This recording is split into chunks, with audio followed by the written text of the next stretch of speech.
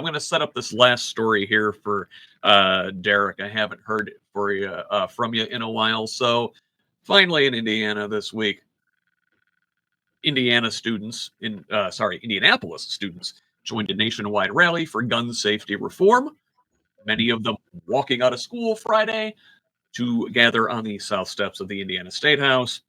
This event was organized in response to the recent school shooting at the Annunciation Catholic Church in Minneapolis, where 2 children were killed and 18 more were injured. As of 2023, the Center for Disease Control and Prevention listed firearms as the leading cause of death for children ages 1 to 17 in the U.S., and Every Town for Gun Safety ranks Indiana 27th in the country for gun law strength. Derek, thoughts? As a former proud candidate that was actually endorsed by Every Town for Gun Safety last year,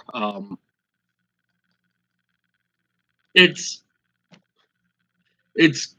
pretty much at the point where we are beating a dead horse. We need to get red flag laws in place. We need to make sure people that shouldn't have guns don't have guns. We're not trying to take the guns away from you. We're just trying to make sure the wrong people don't have them. They are locked up securely. Ammunition is in a separate location. That way a kid can't just walk up to it and, their friend is gone. So we have to do it smart. And these people just hear, oh, you want to do something about my guns? Oh no, I'm gonna lose my guns. No, we just have to do it smart. Yeah, well, here's how dumb we're currently doing it, right? No gun control in Indiana. You can carry. Listen, the last legislation Indiana passed regarding firearm use was this past session, House Bill 1296, which repealed the law requiring a person to obtain a license to carry a handgun. Oh, sorry, that was a couple years ago. That was signed by Holcomb in 2022. So that's the kind of gun control laws we have. No gun control.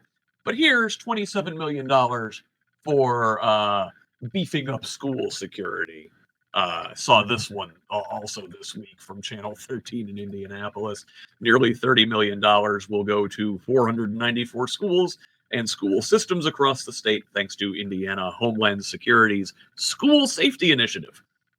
The schools that applied for this $27 million in grant money ranked categories for what its district needed the most, including school resource officers, technology, support services, firearms training for staff, design and construction, site vulnerability assessment, bullying prevention, and a few others. Now, this last stat really tells you what's going on here. The majority of the money went toward funding school resource officers, nearly $19 million for 328 schools. So the same people that in Vivaldi walked out or ran out of the school, they're funding more for. Okay, just want to make sure that Yeah. No gun control, just more police. That is the solution for everything, it seems. Tracy, closing thoughts on Indiana before we move to our national stories this week? Yes. I've known good school resource officers. And I've known ones that have that position because they're not able to serve the public anymore. The logic gap that we consistently need to leap over to justify not engaging in basic gun control, at some point we're going to be pretzels or our brains are going to just roll out of our ears.